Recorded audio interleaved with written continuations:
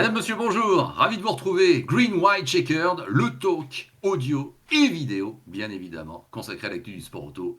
Laurent-Frédéric Bollet, votre serviteur, pour l'Afterlap, le podcast du sport auto. Maxime Potard, de la chaîne YouTube prestigieuse Maxou le Pilote. Bonjour Maxime. Salut LFB, bonjour à tous, bienvenue dans ce nouvel épisode dont on va encore essayer de raccourcir la durée, même si on a beaucoup de choses à dire parce qu'il y a eu quand même pas mal de débats possibles dans les différentes catégories ce week-end, hein, des drapeaux rouges, des accidents, des pneus qui éclatent, bref, on a de quoi faire. En tout cas, cette semaine, je n'ai pas fait d'épisode particulier de l'Afterlap consacré à la Formule 1. J'ai attendu d'être avec toi, Maxime. Tu vois, c'est une preuve de confiance. Je te l'accorde publiquement. Voilà.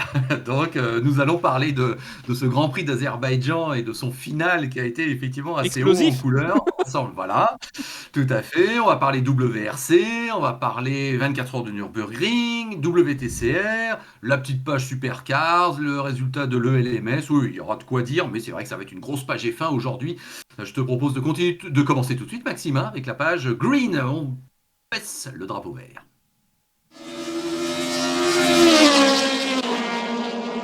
Alors, pour reprendre le bon mot, usité, mais je le fais. On n'a pas eu un Grand Prix low cost, on n'a pas eu un Grand Prix à Bakou, en Azerbaïdjan, hein, mon cher Maxime. C'était pas mal, hein, ce sixième manche de la saison. Ah, je suis pas d'accord. Alors, Ah, je vais tout de suite alors, te dire que je suis non. pas d'accord, mais bon, Bon, alors, attends, non. En fait, j'allais vas-y, moi-même me nuancer, ça va. disant qu'on avait un peu dormi pendant les trois quarts du Grand Prix, mais qu'effectivement, le final fait que, enfin, les 15 derniers tours, on va dire, à partir de l'accident de Stroll, là, quand même, ça a été plutôt intense. Et effectivement, bah, ce restart, appelons-le comme ça, à la fin, c'est parti pour deux tours, avec tous ceux qui étaient plus là et qui s'en sont pas sortis. Tu vois ce que je veux dire? Enfin bref, on va tout Tout à fait. détailler.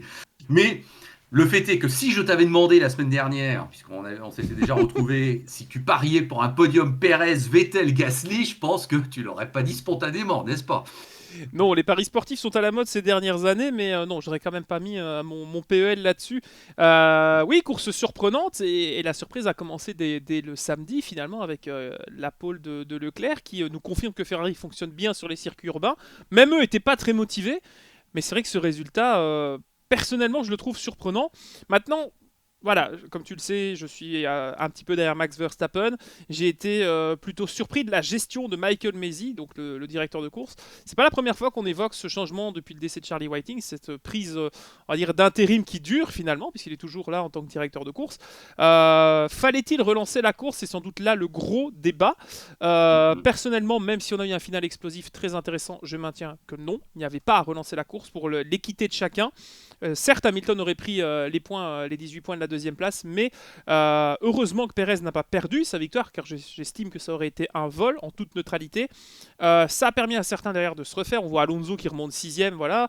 La voiture de Gasly qui était la seule quasiment à avoir des pneus neufs avec Leclerc pour repartir avec des pneus tendres, puisque la FIA a obligé tout le monde à mettre des pneus neufs pour repartir pour deux tours de course. Un départ arrêté, ce qui est aussi nouveau. On a eu l'année passée quelques exemples, notamment au Mugello. Donc voilà, tout ça mis ensemble, je ne sais pas si c'est l'âge ou l'ancienneté ou ce qu'on a vécu dans le passé, mais j'étais pas très chaud pour ce restart en milieu urbain avec énormément de débris où il y avait des accidents à 300 à l'heure.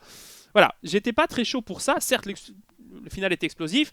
Les fans d'Hamilton vont être extrêmement déçus, mais les fans de Verstappen vont être aussi rassurés parce que l'un dans l'autre, ce qui est arrivé à Verstappen, certes, c'est un bris mécanique, c'est du sport auto, mais c'était un peu injuste après ce qu'il avait démontré pendant les 60-65 premiers tours. Maintenant, faut pas oublier que ça reste très dangereux, qu'on est à 310, 315 quand même en fin de course avec des pneus usés. Maintenant, deux questions pour moi dans ce Grand Prix. Je t'invite à y revenir là-dessus, à y répondre en tout cas. C'est fallait-il relancer le Grand Prix? Pour ma part, non, même si ça a été très agréable et que tout s'est bien passé. Et Pirelli est-il à mettre en cause parce que annoncer 40 tours de tenue des pneus et qu'après 30 tours, on ait deux éclatements, c'est pas la première fois que ça arrive depuis 2011-2012. Ça risque Oui. d'encore arriver, mais que faut-il Bon. attendre pour qu'ils réagissent pour faire les choses juste dans les règles ou ne pas annoncer dans ce cas-là que les pneus peuvent tenir autant? Non, mais tu as raison de commencer par ce débat un peu sur l'organisation propre de la course. Et effectivement, ça, c'est un peu la grande histoire et qui dépasse le résultat sportif. Mhm. Mon analyse, Maxime, c'est qu'effectivement, ils ont été confrontés à un double problème, appelons ça comme ça. Un accident effectivement sérieux, spectaculaire, Oui. dangereux, qui concerne le leader de la course. Un leader qui, au passage, effectivement, était de nouveau Max Verstappen, qui, sur la lancée de sa victoire à Monaco, était en train de mettre, effectivement, une sorte, non pas de mainmise, c'est trop tôt sur le championnat, mais tu vois, là, assurer, et, appuyer encore un peu plus sur son autorité, et effectivement, Mhm. c'était assez impressionnant. Bon, mais ça n'est pas arrivé, puisque donc il s'est craché à donc 3-4 tours de la fin. Je sais, c'est quoi le chiffre 60 exact? 68e, je pense, puisqu'on a fait Oui, 69, c'est ça. 70, 71, Voilà, c'est 3 ça. tours. Bon, Oui. voilà. Donc, aussitôt, Red Bull, effectivement, unique à Masi, à la direction Oui. de course, qu'il n'y a eu aucun signe avant-coureur que le pneu a éclaté d'un coup. Et Bon, d'ailleurs, je te coupe, mais Christian Horner l'a bien dit. Il y avait une caméra, il a bien vu la caméra. Il a dit, il était avec son gars. Il disait non, non, nous on n'a eu aucune info, ça a éclaté, c'est pas normal. Il faut que qu'est-ce qu'ils attendent, c'est pas voilà, c'est normal. ça. Il a bien fait Ouais, de le répéter à la caméra aussi. Excuse-moi. voilà. D'un autre côté, qu'est-ce que tu t'es dit forcément, toi qui, comme moi, et suis tous les championnats du monde et picousé parfois même aux courses américaines? Et On coucou le connaît ce cas de WRC aussi, figure. parce que Pirelli il prête On cher. connaît ce cas de figure. Oui, c'est ça. Ben ça, tu crois pas si bien dire. Mauvais week-end pour Pirelli. Mhm. Oui. Mais un crash pareil à 3 tours de la fin avec une voiture qui reste sur le carreau, même si pas au milieu de la piste, on sait très bien que c'est terminé. Ils Bien n'auront sûr. jamais le temps de repartir. Donc, nous, on est habitués à, Mhm. si j'ose dire, à voir ces courses américaines se finir sous drapeau jaune. On a déjà vu ça plein de fois. Indianapolis, c'est toujours une déception, mais ça fait partie du jeu. Bon. Sauf que là, la Formule 1, c'est pas le style de la maison qu'on veuille terminer sous drapeau jaune, ça c'est sûr. C'est jamais ce qu'on a voulu faire. Et tu rajoutes un message un peu alarmiste de Red Bull qui fait qu'effectivement, je crois que Masi s'est vu forcer la main avec évidemment l'excuse de la sécurité. Il aura toutes les justifications et quelque part, on pourra peut-être pas lui reprocher non plus de ne pas avoir voulu de prendre de risques. Mais Mhm. entre je veux sauver la fin du Grand Prix et je veux pas prendre de risques, eh bien, je mets un drapeau rouge. Ce qui fait qu'effectivement, et ça aux États-Unis, ils le font aussi parfois, faut être honnête. On met un drapeau rouge, on sait qu'on aura en NASCAR un final à 2 ou 3 tours. D'accord, ok. Mais c'est vrai qu'en Formule 1, c'est pas non plus l'habitude. Bon, Non. bref, tout ça pour te dire que euh, je peux pas me scandaliser qu'on ait pris cette solution parce que quelque part, ça a sauvé un peu quand même une fin de course et ça nous fait en parler. Et il y a Mhm. des conséquences Bien sportives sûr. qui ont eu lieu. Et ça, effectivement, on ne pouvait pas forcément le Ah savoir. bah il manque 25 points chez Mais Hamilton. Je suis désolé. voilà, c'est ça. Et crois-moi que j'ai quelque chose à dire à ce niveau-là. Mais c'est vrai. Et Villeneuve sur Canal+ Mhm. a eu raison aussi de dire aujourd'hui on fait ça. Le week-end prochain, ça se trouve, on fera autrement. Exactement. Avant, on a déjà fait autrement. Et c'est vrai que du coup, ça semble être un peu à la carte. Oui. L'Azerbaïdjan 2021, bon allez, drapeau rouge, on repart, tout le monde change de pneu et on fait même un deuxième départ lancé, ce qui est arrêté. Arrêtez. Oui, C'est ce qui est impensable. rarissime. Voilà, c'est ça. Mais écoute, je sais pas. Je me permettrai pas de dire que Masi est un nul et que la FIA Attends, j'ai a pas pas dit fait ce qu'il qu'il était fallait nul. faire. Je dis juste que Oui, par oui, rapport à oui. Charlie Whiting et son expérience, Maisie, tu peux lui tendre une carotte, il va la suivre beaucoup plus facilement. De par son manque Mm, mm, d'expérience et de par sa position, je cite toujours de transition. Hein. C'est toujours de mm. l'intérim, hein, mais bon. Ouais, ouais. Intérim qui dure Mm. quand même assez longtemps. Et sa jeunesse, et peut-être même, il faut le dire, son inexpérience, le pousse peut-être à plus facilement être faible face à des gens comme Toto Wolff, Christian Horner, qui ont des années, des dizaines et des dizaines d'années de management derrière. Voilà, je ne sais pas si c'est la personne qui aujourd'hui prend les bonnes décisions et surtout, encore une fois, on l'avait avec les pénalités en 2018 et 2019, ça s'est un peu calmé depuis le Grand Prix d'Autriche où Max Verstappen a gagné après le scandale du Canada avec Vettel qui perd après avoir coupé, bref, toute cette phase-là. Ouais. Je trouve que la FIA perd encore un petit peu en crédibilité et en explication et en clarté. Tu le disais, si dans quelques semaines on a la même situation, pour 5 tours on va peut-être pas relancer parce qu'il faut refaire un rail, parce que si, parce que ça. Rien n'est établi et Ouais. c'est comme tu dis, c'est un peu à la carte ou à la pression que mettent certains chefs d'équipe et Mm, ça pour moi mm, c'est pas mm. normal. Ouais, oui, d'accord. Alors maintenant, à partir du moment où ça a été lancé, la procédure, bon, Ouais. je me mets à la place de Red Bull. Oui, Red Bull, qu'est-ce que tu te dis? Bon, bah, je viens de perdre évidemment l'atout majeur bien sûr. et c'est le drame absolu. Verstappen, Ah oui, c'est fini, c'est foutu, zéro. Bon. Et Pérez bah, récupère la première place, sauf que la direction de course vient de décider qu'on ne neutralisait pas jusqu'au bout. Donc, quand ça repartira, bah, mon Sergio Pérez, soit ça sera un départ lancé et en mode aspiration, il se fera déposer, soit ce sera un mode départ arrêté et on sait que ça peut être une loterie, un départ arrêté, la et preuve, ça se trouve, il perdra la course. Oui, tout bien à sûr. fait. Alors, on va y revenir, bien sûr. Donc effectivement, je me mets à la place de Pérez, là, les 20 minutes, hein, parce que ça a C'est été très assez long. long, j'ai trouvé Ouais. aussi. Ouais, hein.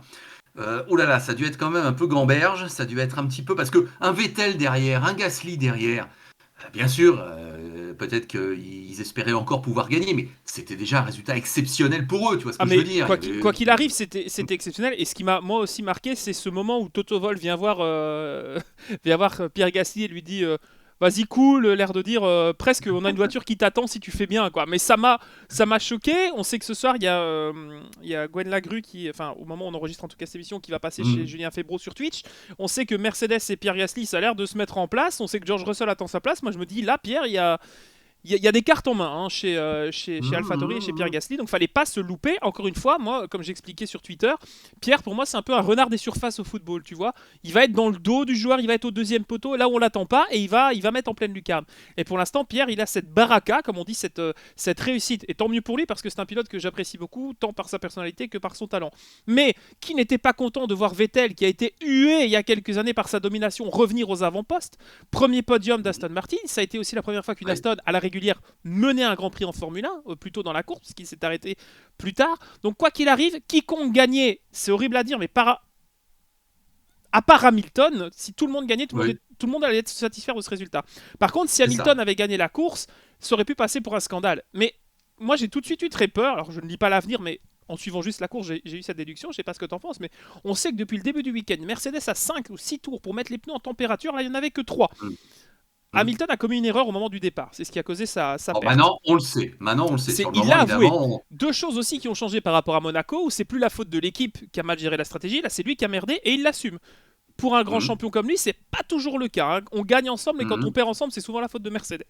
Donc ça, Hmm. c'est une Hmm. première chose Hmm. aussi. Et surtout, la preuve de cette situation, c'est que enfin Red Bull et Verstappen déstabilisent Hamilton. Et si on avait encore des Ouais, doutes après Imola et après Monaco, là c'est certain, ce sont des erreurs de précipitation où Hamilton veut tellement trop bien faire peut-être et être parfait.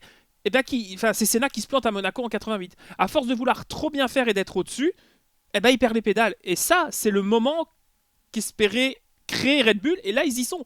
Et Perez est là pour assurer le coup. Ce qui n'était pas le cas avec Albon. Maintenant, Perez, il est soulagé, il a sa victoire, qui est peut-être pas plus méritée que ça, effectivement, parce qu'il a bien géré. Il méritait un podium, c'est certain, mais Verstappen méritait la victoire, je pense, bien lors sûr. du Grand Prix de ce week-end. Mais néanmoins, pour l'esprit d'équipe, pour l'esprit des mécaniciens, des dirigeants, se dire on a deux voitures. Et à l'époque, comme de voilà, Ferrari avec Barrichello, Coulthard, je reprends toujours ces exemples-là, mais la deuxième voiture, elle est là et on peut compter dessus maintenant, je crois, avec Perez, ce qui n'était pas forcément le cas dans le passé. Donc Tout à voilà. fait. Et tu voulais revenir donc du coup sur la situation, ce départ d'Hamilton et ce cafouillage. Tu dis Alors, bah, on a sur quand ce même qu'on à a dire vu, aussi. oui, oui, et ce qui, à mon avis, engendre trois conclusions que je vais Mhm. te livrer. Bon. Or, toi comme moi, évidemment, et comme tous les téléspectateurs, bah, on voit le deuxième départ et on voit qu'effectivement, Pérez ne s'envole pas aussi Non. bien qu'on l'espérait, parce que quelque part, on était pour lui, voilà. Et on voit bien que Hamilton réussit à se mettre à sa hauteur tout de suite et à être surtout à l'intérieur. Bon. Or, là, évidemment, toi comme moi, on s'attend pas à, évidemment, cette incroyable erreur boulette Impossible. qui fait qu'on voit notre Lewis, sœur de son état, tirer tout droit. Et là, on sait évidemment que ça sera 0 point. Bon, donc on a eu droit à un coup de théâtre qui, effectivement, nous a un peu fait vibrer, forcément, Bien puisque là, sûr. Ah c'était oui, j'ai vraiment hurlé quelque moi chose évidemment. d'inattendu sportivement. Voilà, on est d'accord, tout à fait. Bon. Et ben moi, je te dis que j'ai envie comme ça, de m'amuser à analyser, à débriefer et à te dire que ça veut dire trois choses. Première chose, eh bien, mine de rien, après un week-end à Monaco où Lewis a été transparent, si je Oui, veux être sympa, inexistant, oui. dit indigne de son statut, si je voulais être Mhm. un peu plus sévère, hein, ou une septième place à Monaco quand on s'appelle Lewis Hamilton et qu'on n'a rien montré du week-end, c'est un échec sportif. Bon.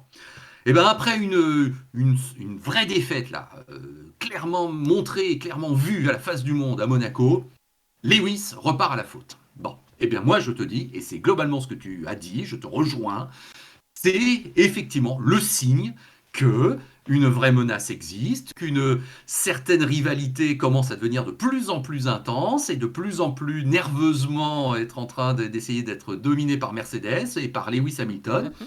et que cette simple constatation est que ça ne serait pas arrivé il y a 2 ans, ça c'est sûr. Il y a 2 ans, Hamilton, effectivement, récupérait la victoire à Bakou, et on se serait dit, eh ben voilà, la réussite Quel est encore de son champion. côté, mais on se serait dit, c'est la réussite du champion. Mhm. Et bien là, je trouve qu'elle est en train de lui échapper, effectivement. Je ne suis pas en train de te dire que Verstappen sera champion du monde à la fin de l'année. Je ne peux pas encore te dire que Lewis Hamilton prendra sa retraite à la fin de l'année, mais mon rôle de commentateur, mon plaisir d'écrire un peu parfois des scénarios et à imaginer quelque chose, mais qui souvent sont le reflet de notre observation de la réalité, on ne dit Mhm. pas ça non plus complètement par hasard, me font penser que Lewis Hamilton est en train un petit peu de montrer que, Il est humain. eh bien, c'est ouais, et que c'est plus la réussite absolue qu'il avait il y a encore quelques mois, et qu'effectivement, là, je vois 2 signes consécutifs, Monaco et Azerbaïdjan, qui font qu'effectivement, peut-être, comme on dit, la roue est en train de tourner. Voilà, Et ce que on, tu partages. Et après, je te dirai une troisième conclusion. Et on est Hmm. d'accord, mais ce qui me rend la situation assez paradoxale, c'est le cas Verstappen. C'est-à-dire qu'en face, Verstappen n'écrase pas tout. Verstappen, 2 fois, il s'est Hmm. levé de sa voiture avant la fin d'une séance parce qu'elle était pliée dans le mur ce week-end. Donc c'est Hmm. pas non plus copie parfaite pour Verstappen. C'est-à-dire que même Non. sans être impérial, dominateur et appuyé vraiment sur la tête de Lewis, Lewis commet des erreurs. Et ça, c'est quand même assez Hmm. incroyable. Autre chose aussi, tu parles du fait que cette année ou même l'année passée, on n'était pas capable de se dire que Verstappen allait être candidat au titre, en tout cas le favori. Je trouve que cette année, on a quand même une loterie. Alors, on n'est pas au point de 2012, mais on a quand même une loterie aux avant-postes où, bah, des fois, tu as Ferrari qui vient se mêler à la Oui. bagarre, souvent sur un tour. Bon, c'est des circuits urbains, on en reparle dans 2 semaines, hein, mais sur les circuits urbains, ici Monaco et Bakou, Ferrari est dans le coup. Bon, Sainz a un peu merdé ce week-end, hein, faut être honnête, mais Ferrari vous rapporte des drapeaux rouges pour avoir la pole depuis 2006. Autant continuer la tradition. Je plaisante évidemment, mais voilà. Par contre, ceux qu'on a l'habitude de voir en outsider n'étaient pas là. C'est-à-dire que McLaren, je ne les ai pas vus du week-end. Ricciardo, si je Oui. l'ai vu dans le mur, mais Norris était juste un cran en dessous, tu vois. Et le fait Oui. qu'au bout de 2 tours, tu te retrouves avec une Ferrari, une Red Bull et une Mercedes, on s'est dit, ah là, c'est quand même intéressant. Alors, quand tu disais qu'on a eu un Grand Prix qui était assez intense et explosif, sans la relance à la fin, j'aurais qualifié le Grand Prix tout aussi nuancé. Alors, j'ai dit que c'était une purge, peut-être en exagérant un petit peu sur Twitter, Hmm. mais je trouve qu'au-delà des 15 premiers tours ou des 20 premiers tours où justement tout le monde était avec les mêmes pneus et que ça se titillait et que ça se jouait un petit peu au DRS, bah, j'ai pas vu la course de l'année. Effectivement, le final Non. en fait une histoire beaucoup plus belle, et c'est ça aussi Bakou. C'est-à-dire que chaque année, on se dit, bon, ou ça va être un truc de malade, ou ça va être une procession. Cette année, encore une fois, c'était un truc de malade, et finalement, c'est plus souvent quelque chose d'impressionnant que quelque chose dans le milieu, mine de rien. Ouais. Mais c'est souvent pour des décisions extérieures. Bon, c'est Pirelli, Hmm. ça a été Hmm. l'éclatement d'un pneu pour Bottas, ça a été un podium pour Stroll. Bon, je vais pas te mentir, j'étais extrêmement déçu pour Stroll parce que je trouve qu'Aston Martin mériterait mieux cette année. Pour une fois qu'ils n'ont pas copié une voiture Hmm. chez Racing Point, Aston Martin, Force India, Sauber, Jaguar, Jordan et Mildan et tout ce que tu veux comme équipe. À part faire l'histoire. Non mais sérieusement, je trouve ça très dangereux. Et alors, pour revenir sur l'accident de Verstappen un instant, parce que je ne veux pas ne pas en parler, imagine un instant, le pneu éclate et Verstappen part à gauche et pas à droite. Ouais, ouais, ouais, on Il est est juste à d'accord. l'entrée des stands et il se Hmm. prend Hmm. le mur de côté. Et ça me rappelle Perez à Monaco quand il se prend en 2011-2012 la chicane du port. Je me dis, là, Verstappen, il est à quasi. Il n'est pas encore à 300, je crois qu'il était un peu avant, il était à Hmm. Hmm. 290. Le self-control du gars qui, pour la Hmm. deuxième fois, Hmm. se met dans le mur. Bon, il tape le pneu, ça a fait des belles photos, hein. Pirelli a pas fait Oui, c'est ça, beaucoup tout à fait. d'avantages ce week-end. Mais au global, je suis Verstappen. J'en veux à la terre entière parce qu'il a tout fait vraiment pour bien faire et il n'est pas Hmm. récompensé. Hmm. C'est le sport auto, ça arrivait à d'autres, ça arrivera à d'autres. Et puis ce week-end est pour moi, bizarrement, alors c'est très tôt dans la saison, une transition. Une phase où on parle souvent de la silly season vers Spa, Monza, enfin après les vacances. Là, j'ai l'impression que très vite, avec le nouveau règlement 2022, les choses peuvent changer. Hmm. Russell a demandé à ce qu'on se bouge chez Mercedes pour son avenir. Bottas était-il là ce week-end? Je ne sais pas si vous l'avez vu, moi je cherche encore sur les écrans. Je vais t'en Pierre reparler. Gasly, Pierre Gasly hein, Hmm. qui quand même discute pas mal. Ricciardo chez McLaren, ça semble pas être non plus la Hmm. grande folie. Donc, est-ce que justement, on dit il y a un siège à prendre chez Mercedes tu parlais d'Hamilton justement avec ses erreurs. Est-ce qu'il y aurait peut-être pas 2 sièges à prendre pour l'année prochaine avec Ah! Toto Wolff? Moi, c'est la petite question qui est quand même née dans mon esprit. Et toi qui aimes bien justement Ouais. écrire des scénarios un petit peu peut-être utopie, dystopie dans le sport auto, on peut en faire beaucoup. Je trouve que là, ce serait quand même un regain incroyable pour Mercedes de dire l'année prochaine nous avons Pierre Gasly et George Russell sur la grille. Ça ferait quand Ouais, même mais bon. incroyablement bouger les transferts. Alors il Oui. est trop tôt bien sûr, là j'extrapole et je projette, mais j'ai envie d'y croire un peu. Ça m'intéresse, ça me titille un petit peu. Non, mais cela étant, c'est bien ce que je voulais te dire quand je te parlais tout à l'heure de 3 éléments qui me font quand même Mhm. dire que la situation a bien évolué. que bah voilà, là où Verstappen était au fond du trou en disant l'autre va me remettre 18 points minimum et c'est vraiment injuste, et ben non, ça n'est pas arrivé effectivement. Et moi j'y vois là un signe du destin Mhm. qu'effectivement ça y est, la mainmise Mercedes, hein, t'as compris que c'était ça que Oui. j'essayais de développer comme argument, est terminée. Alors elle est terminée par deux fois chez Hamilton, qui donc me prouve à Monaco qu'il peut être transparent, ce qu'il nous avait jamais fait ces dernières années, et deuxièmement qui nous prouve qu'il peut partir à la faute comme un idiot, ce qui fait globalement une fois par an, on va dire ça. Mais enfin, il faut avouer, ces dernières années, on n'en a pas vu beaucoup. Non. Donc, effectivement, là, il y a quand même une situation qui a carrément super évolué. Et je rajoute donc à cela un troisième élément, et tu l'as évoqué, bah, c'est le fait qu'il y a Bottas wanted, quoi. Mhm. Avis de recherche sur Valtteri Bottas qui a complètement disparu. Alors là, c'est même tellement énorme ce qu'on a vu à Bakou qu'on en vient à, à être vraiment désolé pour lui, parce que là, c'est une humiliation comme on n'a jamais vu. Enfin, Ah si si, il est on à plus commence à en d'une voir seconde. souvent, hein. Oui, Ah, faut voilà. être Bon, honnête. allez. Non, je tape Oui. pas, je tire pas sur le corbillard hein, pour Valtteri. Non, sérieusement, il a la meilleure voiture et quand on voit ce que d'autres pourraient faire à sa place, bon, Red Bull a mis quelques années à trouver la solution. Mercedes ne l'a plus. Ouais. Bottas se dégrade Ouais. au fil des années. Mais tant Ah, qu'il voilà. ramène le Donc, titre constructeur à Mercedes, il oui. suffit à Toto Wolff. Parce qu'il fait pas d'ombre à Ah, oui. Lewis, donc c'est très bien. C'est Maintenant, ça. ça suffira peut-être pas. Bah, voilà, depuis plusieurs Grands Prix, Oui. ça va pas suffire. Et il commence Là, à coûter cher Bottas, aussi, hein. voilà, c'est ça. Tu rajoutes le fait, je sais pas si on en a déjà parlé, je crois la semaine dernière, Maxime, mais quand moi j'entends que Wolf déclare que Valtteri s'est mal arrêté à Monaco et que c'est peut-être aussi pour ça qu'on n'a pas pu changer la roue, Oui. moi là c'est dégueulasse. Voilà. Joue-moi-en de la trompette, hein. Ouais. Ouais, hein, parce que Dieu sait qu'on est les premiers à critiquer Bottas, oui, et là c'est le cas ce week-end. Mais enfin là, je suis désolé, la déclaration de Wolf, elle est vraiment pas acceptable, Alors, je est-ce qu'il perd trouve. patience? Est-ce que Toto Wolff perdrait patience avec Bottas? Je trouve qu'il Oui. a déjà pas eu beaucoup de patience avec des pilotes comme Ocon ou Van Dorn à leur époque, ou De Vries, donc je sais pas. Est-ce que là, c'est la goutte d'eau? Je sais pas. Vraiment, Oui. Mais tout ça pour dire j'en que sais rien. c'est bien révélateur qu'effectivement, eh ben, la situation chez Mercedes, elle est loin d'être sereine, elle est inquiétante même peut-être, même si je crois qu'ils peuvent se Ah, refaire dès il y a quand même le feu, il y a péril dans la demeure, hein.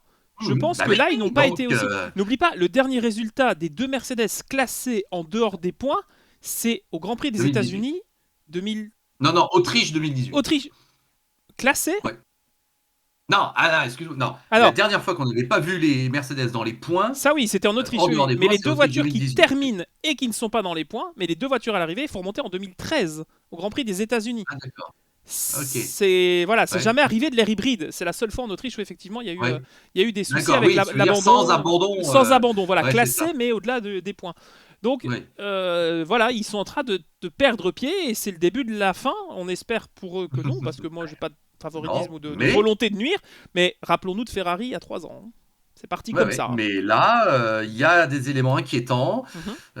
Il y a des psychodrames qui continuent dans les stands. Ça, on va dire que ça, c'est Il y a vraiment des leur talon sorties dans la d'Achille. presse, on attaque aussi sur tous les fronts, parce Et- qu'au-delà de critiques des pilotes, de critiques de la direction de course, on a aussi des critiques au niveau de la technique. Il y a Toto Wolff justement et Christian Horner qui se renvoient la balle en disant ouais mais ton aileron arrière il bouge, il plie, oui mais toi ton aileron avant aussi. Bon, la FIA a mis des Hmm. pastilles fluo pour vérifier que ça plie pas bien, hein. T'as vu ça? Je trouvais ça Ouais, oui, génial. oui. Les méthodes, la haute technologie de la F1, on met deux pastilles fluo, on voit si ça bouge et si ça s'écrase à haute ligne droite. C'est dommage mais bon, après c'est dans les vieux pots, hein, comme on dit. Mais voilà, Oui, mais c'est c'est ça. vraiment retourner au maximum du détail et de la pression pour aller gagner un championnat, mais derrière Mercedes n'assure plus pour se tracasser de ça. Avant, ils pouvaient, tu vois, entre guillemets, Hmm, l'ouvrir et faire hmm. les malins. Maintenant, peut-être un peu moins cette année. Mais la saison est longue et Ouais, elle est loin d'être finie. Même si voilà. pour eux, c'est déjà bon signe, on va pas à Singapour. Ça, c'est tombé ce week-end aussi. Bon, oui, ça c'est Ils vont sûr, être voilà. contents. Voilà. En tout cas, bah écoute, ce Grand Prix nous a offert un résultat quand même inattendu dans ces deux derniers Oui. tours. Ça, on Et un s'y attendait résultat pas. Et feel du good coup, aussi, hein. Je suis désolé, ouais, mais ouais, c'est ça. moi j'ai Quel beau aucun podium. problème. Ah Bah bah oui, oui. parce que autant tout à l'heure Hmm. tu as dit on était pour Perez, en tout cas on souhaitait que Perez gagne, on précise, hein, que ce soit pour LFB ou moi, je pars sous tout contrôle, mais on ne souhaitait pas qu'Hamilton perde. Mais une victoire de Perez, ce serait la confirmation que Red Bull a fait le bon choix. Je reste C'est ça. persuadé que c'est le cas. Euh, Hmm. Très beau résultat pour Alonso, hein, les vieux aussi, Papy fait de la Oui, il y résistance. a 2 étoiles à C'est mettre. génial. Alonso. Bah Ouais. oui, super. Là Il où gagne quand on même 4 commençait places sur à. 3 tours à la fin, hein. Ouais, Le c'est vieux ça. briscard. Voilà, et on commençait justement, et il a dû sentir un peu que tout le monde lui demandait de peut-être Il de était temps. réagir un petit peu. Le fait est qu'il l'a fait. Et puis bah, j'ai envie de mettre une étoile à Tsunoda. Écoute, Oh, malgré la gueulante à la radio. je l'ai trouvé quand même. Oh, allez, Ça le rend sympathique dans un sens parce qu'il est humain. Mais quand tu le vois oui. passer tout penaud dans le paddock, disant oui, oui, avec son masque, oui, je vais faire Mm. une bonne course, et Calario, c'est non. Tu vois, c'est un peu Oui, le diable et l'ange sur l'épaule. Ouais, c'est vrai et qu'il puis a un été quand premier Grand même Prix, solide. Oui, oui, il faut le ouais. dire. Oui, oui, c'est Bah, il clair. est pas loin de Pierre Non. Gasly en essai. À la course, il perd une place au restart, ça c'est sûr. Mais enfin, il fait 7 au final, son meilleur résultat. À Et des Bakou, points pour une en alpha essai. derrière. Des points, j'allais le dire aussi, Oui, mais une alpha dans les points. Raikkonen, Raikkonen. Voilà. c'est ça. Je cherche toujours Et, Giovinazzi. Hein. et Nikita Mazepin qui termine devant Lewis Hamilton. Ouais, alors ça, il pourrait le mettre sur son CV. Par contre, dans le dernier tour face à Mick Oui, Schumacher, alors là, oui, il a fait une vraiment Mazepin. Hein, pas. je suis désolé, Ouais. on va pas Ah taper oui, encore une là, fois, mais mais quelle est je la tiens à ce qui nécessité? justifie. Oui, à ce qui justifie ça en disant non, c'est un malentendu. Oui, bon, Ah bah, oui, alors la raison exacte, bien sûr. je suppose que Oui, tu l'as, mais c'est il regardait dans l'autre rétroviseur. oui, Alors, il oui, fait bien comme sûr. toi en fait, Ouais. il regarde dans son rétro de gauche et il tire à droite. Je suis désolé, il donne un coup de volant, point, Ouais. basta. Et, Bon, et ce qui est drôle, Maxime, je regardais hier les dépêches hier soir avant de me coucher, et je vois Verstappen qui dit bon, je suis fou furieux, ça aurait pas dû m'arriver. Et vous allez voir, Pirelli va dire que c'est à cause des débris. Ce matin, je me réveille, je vois une dépêche Pirelli 2 points. Les débris sont à cause des accidents. Bah oui, tiens. faudrait Il passer a, un petit peu le balai aussi pendant les rallyes en WRC parce que visiblement il y a beaucoup de débris dans le monde pour Pirelli. Non, oui, mais ça c'est ça. témoigne quand même d'un non savoir-faire. Il faut en parler quelques minutes, même brièvement. C'est pas la première fois que Pirelli arrive dans une situation aussi grave. On se rappelle du Grand Prix de Silverstone en 2013 où les pneus Oui. ont éclaté un par un. Ça a failli d'ailleurs pas tuer, Ah, mais en même tout l'an cas dernier. blesser Perez. L'an dernier Mhm, aussi à Silverstone, même mhm. cas, Hamilton aurait pu perdre la victoire face à Verstappen. Oui, il y a un problème de conception chez Pirelli, ou en tout cas, on leur demande peut-être d'annoncer certaines choses. Maintenant, y a-t-il enquête auprès de la FIA pour les 2 éclatements de pneus? Sans doute. Va-t-on nous montrer qu'une nouvelle fois, on n'a pas respecté les fameuses pressions recommandées? Oui, c'est ça. Ça, c'est un peu la petite carte qui va être sortie par Pirelli. Maintenant, les débris, je suis désolé. Sans Mm. doute, oui, sans doute, les débris ont Oui, il doit fragilisé y en les pneus. avoir. Oui. Mais j'ai pas vu de voiture balai pendant le drapeau rouge aller nettoyer la piste ou des commissaires avec un petit boubou Mm, frotter la mm, trajectoire. mm, Donc mm, voilà, je ne sais pas si c'est véritablement une excuse qui va encore fonctionner longtemps. Et encore une fois, je sais que c'est jamais bon signe de dire ça, mais on a de la chance. On a Ouais, eu de c'est la sûr. chance ce week-end à Singapour. Voilà. Et Ah ouais. généralement, quand on commence à dire très souvent qu'on a de la chance, un jour on n'en a plus. Ouais, Et ouais, voilà, ouais. Non, non, ça risque mais d'arriver. ça fait frémir, ça peut faire frémir, effectivement, et Tout à on va fait. dire, bon, allez, au moins on a un beau résultat qui fait plaisir à tout Clairement. le monde et qui effectivement nous fait nous dire que cette saison est une belle saison parce que Ah oui, là, il oui, y a oui. beaucoup de choses qui se passent. Bon, et ben, je crois qu'on a été quand même assez complet sur ce Grand Prix d'Azerbaïdjan. Maxime, je te propose d'enchaîner tout de suite avec la deuxième partie, on va parler WRC.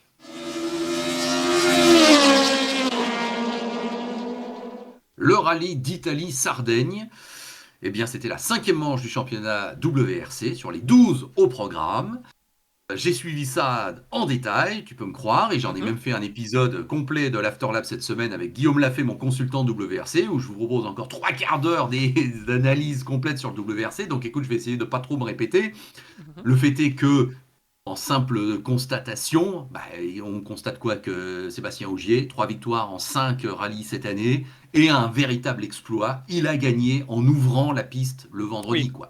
Là, c'est vrai que honnêtement, il a toujours tendance, tu le sais, Sébastien, un petit peu parfois montrer une certaine mauvaise humeur. Là, il l'a dit en arrivant, Mhm. j'aurais peut-être mieux fait de rester à la maison. Il a fait un petit peu son chafouin en disant que c'était comme toujours un gros désavantage d'ouvrir la piste le premier jour et que c'était pas normal, qu'à une époque ça n'a pas été comme ça et que là, bon. Le fait est que, à la Sébastien Ogier, on baisse le casque et on y va. Et à la fin du premier jour, bah, on est troisième à moins de 30 secondes. Et à Mhm. partir de là, c'est vrai qu'il est tellement hors norme, notre Sébastien Ogier, que quand il termine 3 d'une première journée qu'il a dû ouvrir et qu'il est à moins de 30 secondes du vainqueur, on se dit, il peut gagner, voire il va gagner. Hein. Et c'est ce qui s'est passé. On va parler du Hyundai juste après, bien sûr. Toi, tu ressens qu'effectivement, c'est quand même un pilote qui est le boss de la discipline et qu'il a, cette année, il a l'air d'être vraiment très très bien. Hein. Oui, parce que pour parler plus généralement, que ce soit face à Hyundai, Toyota est devant. Mais dans les Mm. Toyota qui sont devant, ok, Evan se défend bien, mais Ogier est quand même le patron. Voilà, il faut le Ah dire. bah, mm, Même quand c'est des mm. situations où on le met en délicatesse, comme c'était ce week-end avec cette fameuse règle maintenant où il faut ouvrir pour lui, Il râle, je pense que c'est politique, c'est nécessaire de le faire, il doit râler parce que c'est un peu obligatoire de se dire ça ne me convient pas, il faut le dire pour le dire, mais au-delà de ça, c'est pas pour ça qu'il va partir du mauvais pied. Il va vraiment rentrer Mm. dans le rallye comme il l'a fait de manière très autoritaire. Et ça ne me surprend presque même plus de le voir, comme tu dis, voilà, troisième à 30 secondes après une journée, on s'est dit, bon, bah, voilà, le problème est presque un mauvais souvenir pour lui. Et bah, vu qu'à côté, on se prend les pieds dans le tapis chez Hyundai, je pense que Toyota peut juste gérer en interne. Bon, après, c'est difficile de gérer très tôt dans l'épreuve, surtout en Sardaigne, qui n'est pas Mm. un rallye super facile, mine de rien. C'est assez cassant. C'est un rallye qui est compliqué, même s'il est bien connu des pilotes. C'est une épreuve poussiéreuse, compliquée, etc. Mais je trouve que Toyota, et particulièrement Ogier, montre une nouvelle fois qu'il n'est pas champion du monde par hasard et que même s'il y a deux ou trois pilotes qui peuvent se battre avec la même voiture, que ce soit bah oui, ou Grand Van Pera ou Evans qui sortent un petit peu du lot dans certaines épreuves, Ogier, sur la continuité d'une saison, bah, il est l'homme à battre, encore aujourd'hui et encore Ouais. cette année, clairement. Voilà, 3 victoires en 5 Ouais. rallyes, 52e de sa carrière, la quatrième en Sardaigne. Non, ça a été un week-end exceptionnel. Alors, si on rappelle les événements chez Hyundai, puisque c'est bien là où on va appuyer, là où ça fait mal, le vendredi, globalement, on a vu un Thierry Neuville qui était pas à l'aise du Non. tout, qui se faisait battre donc Oui. à la régulière par Sébastien Ogier, alors que théoriquement sa position était meilleure, qui en plus a connu une crevaison et qui Encore une. voilà, et qui a été largué le vendredi. Mais au final, on sait que Thierry fait 3. Donc finalement, on va dire, c'est pas le pire. Le pire, c'est évidemment le samedi où Mm. Tanak, pour qui effectivement la victoire était quasi annoncée, voire promise, bah, passe sur une pierre. Alors j'en ai discuté avec Guillaume. Sébastien Ogier passe sur la même pierre. Eh oui. Et ça continue, lui. Eh oui. Donc, est-ce que c'est une analogie à la Hamilton il y a encore un an, puisque ça contredit un Mm. peu ce qu'on vient de dire, Oui. où effectivement le champion, ça passe, et pas l'autre? Ben, peut-être, oui, effectivement. Le fait est que, est-ce que là aussi, Hutt avait besoin Tout de de suite passer à aller. fond à ce Oui. moment-là? Oui. Bon, Mais je ça, sais c'est pas. l'expérience. C'est juste l'expérience que Ouais, Tanak n'a malgré tout pas encore. Il a été rapidement champion. ouais, Il a rapidement été oui. aux avant-postes. Donc, il faut le temps que jeunesse se fasse. Et finalement, il doit encore apprendre malgré tout, même s'il a eu de la chance ces dernières années. Ouais, malgré tout, Non, il doit là, là, pouvoir temporiser, hein. La saison est et longue, c'est ça. littéralement. Et c'est On- ce que c'est faire Ogier, quoi. Si Ogier terminait la première voilà. journée en se disant, bah oui, j'ouvre, mais si je fais 5 je fais 5. Si je fais 3 je fais 3. Tant pis, je prends les points. Hmm. Voilà. Bon, après, Neuville a quand même sauvé la Power Stage malgré tout. Oui. Mais bon, c'est pas 5 points qui vont Et puis, sauver son troisième week-end. épisode. Troisième épisode, bah, une sortie qui était vraiment évidemment inutile et qu'il ne fallait surtout pas faire de Danny Sordo, qui Ouais, part bah donc en tonneau journée de samedi. Bon, donc là, effectivement, quand tu lis les déclarations chez Hyundai de Adamo qui dit je ne veux pas faire de Danny un bouc émissaire, et le Mais, simple fait de le dire montre qu'effectivement en interne, on n'a que très peu goûté à cette histoire et qu'effectivement, on demandait à Danny d'assurer le coup et il l'a pas assuré. Donc effectivement, j'ai posé la question à Guillaume, je lui ai dit, mais est-ce que tu dirais qu'il y a crise chez Hyundai? Puisque là, disons les mots véritablement, ouais, quoi. on y est là. Alors, moi j'estime qu'on y est. Hmm. Et Guillaume dit qu'on ne peut pas encore le dire, on n'est pas à mi-saison, et que à partir du moment où on peut penser que la victoire en Estonie serait quand même promise, par exemple, à Tanak, et Mhm. qu'il y a quand même quelques rallyes où Hyundai ne peut pas non plus Bah, Ypres, continuer. ce serait bien que Ypres Thierry Oui, gagne quand même, voilà. hein. Voilà, donc Guillaume veut croire que Hyundai peut quand même faire doubler, pourquoi pas même Del Safari, bien sûr, oui, voilà, Ouais. bon. Mais voilà, les jokers sont, sont utilisés là, hein. Bah, Après le Portugal, on a eu l'impression qu'il se passait un peu la même chose en Sardaigne. C'est fini là. Maintenant, il faut repartir par une victoire tout de suite. Sinon, effectivement, c'est indigne de Hyundai. ça, et surtout Hyundai finit toujours à deux voitures depuis le début de la saison, quasiment. Mhm, Là où mhm, Toyota, même, mhm. bon après, c'est Katsuta, il n'est pas toujours 3, 2, 3 ou 4, mais quand même, il est Bon, là et il prend des points que ne peut pas voilà. prendre Hyundai. Et il y a toujours un des pilotes, et c'est souvent celui sur lequel on mise. Tu vois, quand c'est Neuville, c'est lui qui tape, quand c'est Sordo, c'est lui qui sort. Voilà, je sais pas si. Bon, en plus, quand on connaît un peu le tempérament et le passif d'Andrea Adamo, que ce soit à l'époque chez Suzuki, etc., Mhm, il aime pas dépenser de l'argent, ça c'est clair. mhm, Il n'aime mhm. pas se justifier.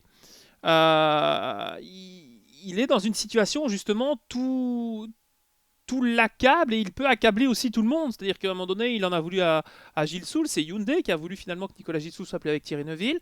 Ça a été un peu mieux, mais c'est pas encore la folie malgré tout Mhm. Non. avec Martin. Donc voilà, je suis pas convaincu que chez Hyundai pour l'instant, il y ait les moyens au niveau du moral, au niveau de la technique, au niveau de la préparation pour aller renverser la situation face à Toyota d'ici la fin de saison. Je peux peut-être me tromper, Ouais. mais c'est pas qu'il faut plus se planter là, c'est qu'il faut plus se planter et il Mm. faut que Toyota ait des soucis. Et ça me paraît pas au programme du coup du côté de chez Toyota. Non, non, et Toyota qui s'envole au classement constructeur, Ogier, alors qui s'envole pas du tout par rapport à Non, Evans, ça ça c'est c'est bien. vrai. 2 ou 3 11 points points, je et pense. voilà, 11 points d'écart hein, entre Ah oui, pardon. Ogier et Evans, mais que 11 points. Je veux dire, il y en a un qui a gagné les 3 cinquièmes Oui, des rallyes et l'autre qui a pas fait une seule victoire, mais qui a fait 5 top 5. Et donc Evans reste une menace sérieuse sur Ogier, ça c'est évident. Et d'ailleurs, moi, si je le vois à l'arrivée de la Power Stage, je vois Ogier qui est pas super content, non. qui même a l'air. Et il n'y a pas d'effusion de, Il de, est de quand même allé, joie. il est quand même allé faire de la bouée avec. Je sais pas si tu as vu cette Oui, image. voilà, bah, il Il est s'est allé faire du sauté, et signe d'accord. flottant Oui, gonflable, mais bon. voilà, c'est ça.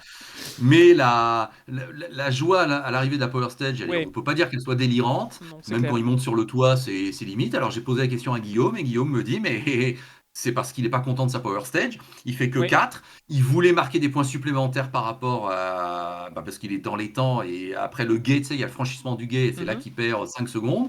Et je pense qu'il pense au championnat. Mais il se dit, il n'a pas fait le trou par rapport à Evans. Et compétiteurs comme ils sont, là, Seb et Julien, je pense que sur le moment, ils sont déçus de la Power Stage de ne pas avoir fait mieux. Bon, donc tu vois, comme quoi, hein, on est champion du monde ou on ne l'est pas, hein, parce que c'est C'est toujours clair. l'excellence qu'on recherche. Bon, en tout cas, écoute, voilà ce qu'on peut dire sur ce rallye d'Italie. On sait que le prochain rendez-vous, c'est le safari au Kenya, le retour en Enfin. Afrique. Ça, Ah, tout le ça va être monde génial. attend ça avec nous. Hein, voilà, donc on en reparlera, bien évidemment, je te propose. Mais Tanak, 57 points de retard au championnat. Ouais. Neuville, 29, c'est-à-dire pratiquement un rallye. Ah oui, là, chez Hyundai, il faut vite redresser la barre, hein, sinon Et derrière, il y ça avait une pourra Hyundai qui était intéressante avec Utunen qui est sorti de nulle part aussi. Oui, Koutunen qui gagne en WRC2 Ça, c'était pas et mal qui aussi. effectivement cette année non mais cette année le WRC2 c'est C'est fabuleux parce génial. que Oui, clairement. Lapi quand il vient il gagne, t'as Mikkelsen, Augsberg, t'as Osberg, t'as donc Koutunen qui est capable de gagner. Fourmeau était là, bon c'est ça sûr s'est que là mal son passé, année elle est oui. un peu spéciale mais le fait est qu'il est aussi c'est une tête d'affiche. Le Ah ouais retour non, de, avec la Skoda, il finit dans le classement, c'est Boulacia oui, Boulassia, oui Boulassia, c'est oui, ça, qui ouais, il fait 10 au il classement fait 10 au général. général, ça m'a surpris de le voir là aussi, mais c'est bien, Oui, ouais, ouais. Bah oui c'est c'est bien. ouvert. C'est comme le LMP2 Voilà en c'est fait. ça. Regardez le LMS, c'est bien. En LMP2, ça se bat. mais, mais oui, alors certes, devant, il y a de grosses bagarres, mais partout, il y a des duels. Voilà, moi, je regarde Fourmeau maintenant, je suis désolé, mais maintenant, je le suis un peu plus Oui c'est près parce ça. que l'avenir, il se situe là. Il se situe plus chez Oui. Ogier ou chez Neuville. Donc, voilà. Tout à fait, on est bien d'accord. Et Guillaume nous laissait comme info pour finir le numéro, comme ça je le dis pour ceux qui n'ont pas pu l'entendre. Adrien Fourmeau a déjà roulé apparemment sur une évolution de la Ford Oui. et Mikkelsen a roulé aussi sur la Ford 2021. Ce qui fait que chez M-Sport, Suninen et Greensmith, Hmm. Ça prépare peut-être. l'avenir, ouais.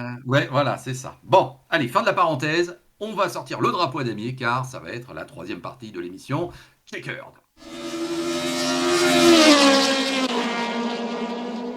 La dernière partie Checkered avec un panorama du reste de l'actualité. Alors je commence par toi Maxime en te posant une question. Tu nous avais laissé la semaine dernière en nous présentant ton éventuel voyage au Nürburgring pour assister aux 24 heures, qui n'ont pas duré 24 heures, mais tu vas tout nous dire. Tu pus te rendre sur place. Spoiler alerte, non. Eh oui, nous sommes en Alors, période Covid, mon cher LV. Alors, j'ai beau avoir mis mon bon vieux t-shirt du Rover Racing parce que je reste amoureux de BMW. Non, j'ai ma place, hein, j'ai mon parking. La place était là. Hein, j'aurais pu y aller, mais non parce que il m'était demandé par mail la veille de l'épreuve, donc jeudi soir, un test PCR dont le résultat était négatif, ou alors il fallait être vacciné de 2 doses ou avoir montré qu'on avait été positif. Bref, du classique. Chose qui m'avait surprise d'ailleurs, c'est on me l'avait pas demandé initialement. Du coup, branle-bas de combat en Belgique pour trouver un test pour l'étranger, puisque finalement c'est un voyage à l'étranger, hein, même si je trébuche, je suis au circuit. Hein, techniquement, en Belgique, on trébuche, on arrive dans plein d'autres pays. Mais, mais voilà, donc ça ne s'est pas fait. J'ai voulu arrêter les frais parce qu'il fallait quand même quasiment 50 à 70 euros pour un test PCR, dont l'arrivée du test, le résultat n'était pas dans les 24 heures. Donc j'ai dit, écoute, j'ai pas de kawaii à ma taille dans mon stock pour aller au Nürburgring ce week-end. Je vais économiser un petit peu de gasoil, je vais économiser un peu de temps. Je vais rester chez moi et finalement, j'ai pas loupé la plus grosse édition du siècle.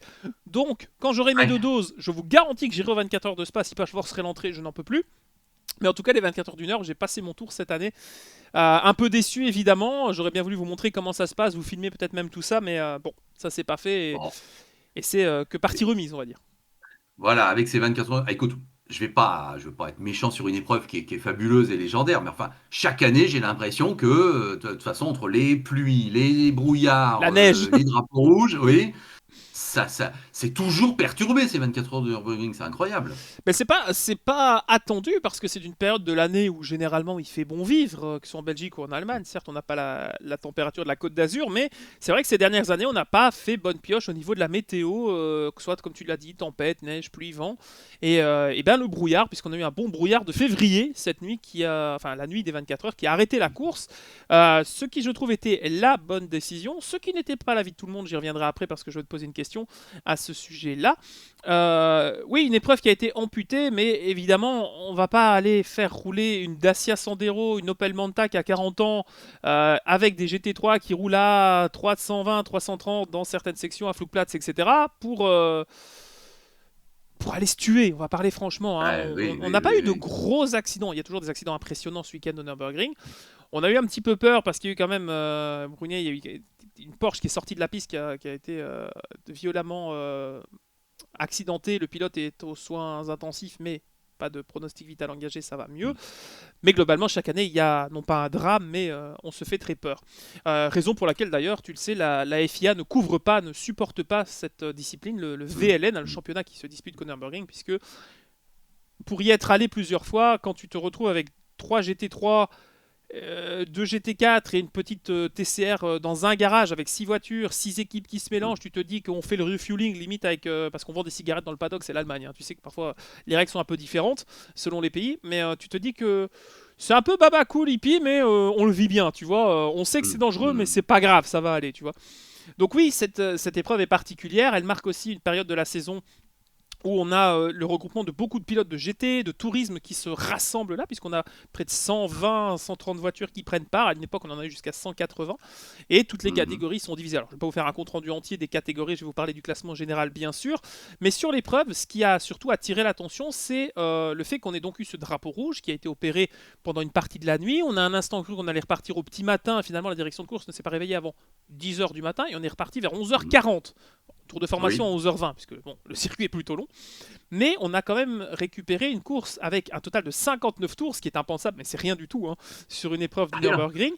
Mais malgré tout, on a deux voitures derrière qui réussissent à être à 8 secondes pour la BMW qui termine deuxième et la Mercedes Gate à 40. Donc c'est pas comme si la course était ennuyeuse. Jusqu'au dernier stint, au dernier splash and dash, on ne savait pas qui allait gagner. Évidemment, le duel annoncé de la saison et de ces 24 heures, c'était le Rover Racing qui arrive en tant que vainqueur en titre et l'équipe Porsche Monte, qui est donc la Porsche non assumée officielle de chez Porsche Usine, hein, avec le team Grello. Et d'ailleurs, on avait quand même pas mal d'équipes Mercedes qui étaient là, avec HRT, avec GateSpeed, et qui étaient là pour un petit peu, non pas en outsider, mais vraiment se mêler à la bagarre. Et au fur et à mesure, on a finalement retrouvé devant aussi des Porsche qu'on n'attendait pas, la voiture du team Falken, qui était aussi aux avant-postes. Et petit à petit, tout le monde s'est planté. Tout le monde a eu son lot de malheur, sauf deux voitures. La Porsche Montée, justement, celle de Cairoli et du français Kevin Estre, qui a donc gagné, je ne l'ai pas encore dit, et de Christensen. Et derrière, la BMW du Rover avec De Filippi, Tom Schick, Van der Linde, l'un des frères, parce qu'il y a Sheldon et Kelvin, et Marco Wittmann, qui sont globalement des pilotes plutôt DTM, mais qui sont dans le giron BMW. Et chez GateSpeed, on a ensuite Maximilian Götz, Daniel Juncadella et Raffaele Marciello, qui complètent un podium exceptionnel, parce que trois voitures différentes, la BOP était bien faite. Mais voilà, la question de ces 24 heures, au-delà du drapeau rouge, qui pour moi était parfaitement légitime, on ne reviendrait pas là-dessus, c'est une sortie qu'a fait Niki Tim, le pilote danois qui roule en GTE chez Aston Martin, qui n'était pas d'accord et qui a dit « Qu'est-ce que c'est que ça pour une organisation ? Est-ce que les vrais meilleurs pilotes de GT roulent là-bas ?» Franchement, ça fait un petit peu petit bras de ne pas rouler dans des conditions pareilles. On se demande si c'est bien la crème de la crème du GT. Alors effectivement, voilà, le garçon roule en GTE. Oui, ça existe encore, le GTE, ne vous inquiétez pas. C'est ce qui court derrière les LMP2 très intéressantes. GTE Pro, oui, bien sûr. Oui, en plus, c'est vrai qu'il est pilote pro, pilote Aston Martin.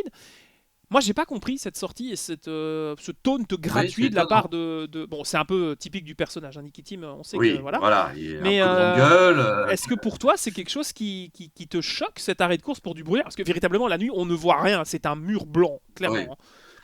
Non, non, non, ça m'a pas choqué parce que je crois qu'au Nürburgring, tu as parfaitement Là, planté le plus qu'ailleurs. décor. Ah oui. Oui, oui, la Ah oui. cohabitation des différentes voitures et des différentes catégories, un côté un peu parfois de niveau de pilotage qui évidemment est très disparate, Oh oui. une longueur de circuit unique au monde.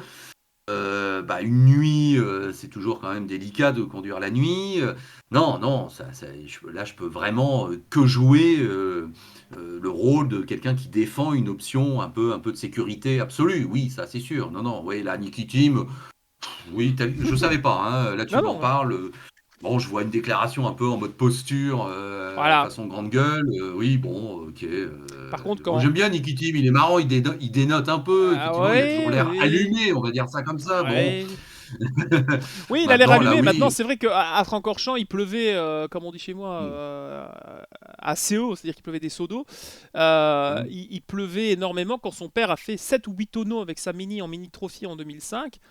Pas sûr qu'il était mhm. si bon que ça, le père de Niki, pour Ouais, rouler c'est dans des ça. conditions extrêmes. Enfin bref, c'est facile Ouais, évidemment ouais. de critiquer ce qu'il a fait. Et la réponse était très belle. Elle est venue de Raphaël Marcello, qui a répondu à Niki Team indirectement sur Twitter en disant pas mal pour des amateurs, alors qu'il a fait quasiment un tiers du circuit côte à côte avec une des Porsche Mhm. où à Denao, enfin bref, il passait à des endroits d'eau de front alors qu'il pleuvait, avec quasiment de haut dans l'herbe. Bravo pour la réponse par le concret.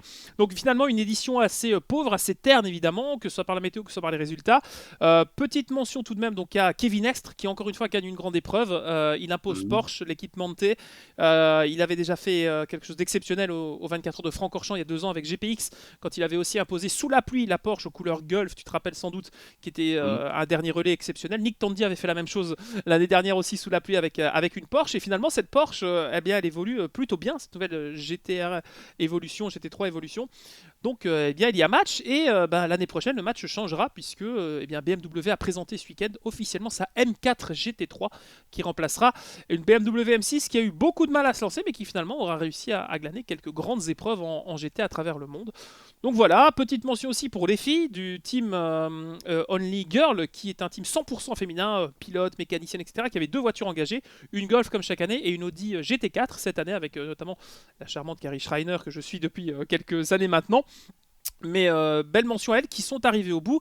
La voiture la moins puissante quasiment de l'histoire de ces 24 heures était la Dacia Logan, pas la nouvelle, tu vois, la vraie Dacia d'il y a Oui, 15 ans, d'accord. qui faisait des tours en 17-20 minutes. Ce qui était impensable, qui est arrivé au bout et qui d'ailleurs, ce qui est très drôle, il y a la belle photo de l'arrière avec le drapeau à damier, la Porsche montée, l'équipe, et t'as la Dacia qui est juste devant. C'était assez cocasse. Oui, voilà pour le résumé de cette épreuve où il y a eu de la bagarre, il y a eu des grosses frayeurs évidemment. Ça a été le cas aussi pour notre ami, qu'on l'aime ou non, Tom Coronel, le bouillant pilote néerlandais, qui à part se planter en TCR, en WTCR d'ailleurs, au NURB s'est planté aussi pendant les 24 heures et n'a pas eu de meilleure idée pour le coup de sortir son téléphone et de faire un FaceTime au bord de la piste au moment où on Oui. évacue sa Porsche avec Mathias Ekström. Ah, C'était d'accord. J'ai vu ça, je me demandais, mais c'est qui a fait ça? D'accord. surréaliste, c'est du D'accord, oui. Coronel dans le texte. C'est Ouais, limite, il oui, est sorti, il a sorti son téléphone, il a fait bon les gars, on est au bord de piste, et les voitures ils passent à 300, c'est bref, du Coronel, d'accord. mais j'ai du mal avec ça. Mais voilà, donc pour cette Oui, édition des 24 heures d'une heure qui était assez classique finalement.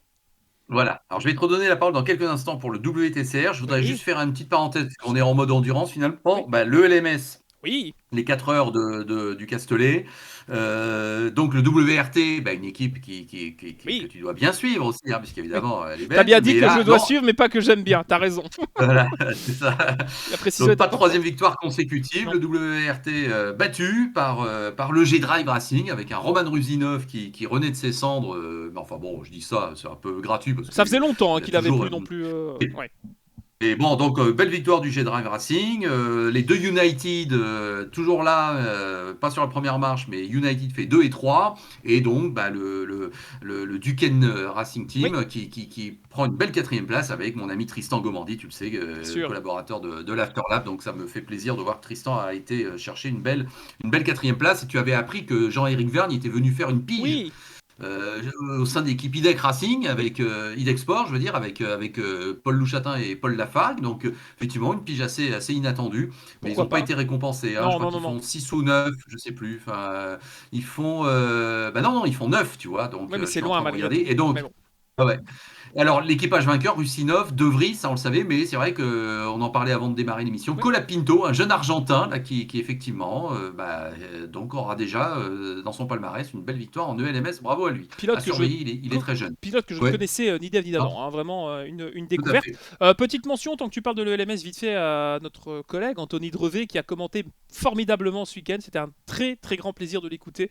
Je suis très difficile en commentateur, mais il était vraiment Oui, génial et voilà, ça a été très agréable de suivre non, l'épreuve en sa compagnie.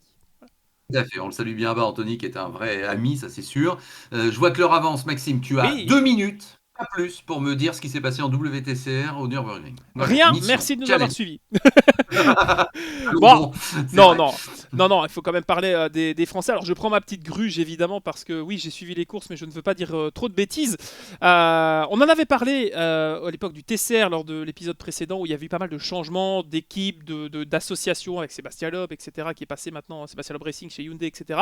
Pas mal de transferts aussi. Le Sébastien Loeb Racing est en première division, donc comme j'appelle ça en WTCR.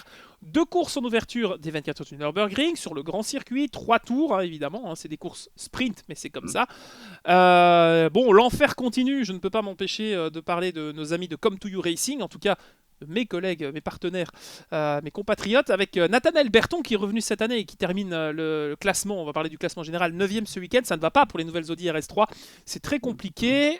Du côté des Français, ton collègue et ami, hein, on peut le dire, Yann Erlaché, termine le classement général 11ème. Deux épreuves qui ont été marquées tout d'abord Oula. par des problèmes mécaniques, donc pour Come To You, avec Fred Vervich qui a eu pas mal de soucis. Les Audi sont inexistantes pour l'instant en ce début de saison avec la BOP.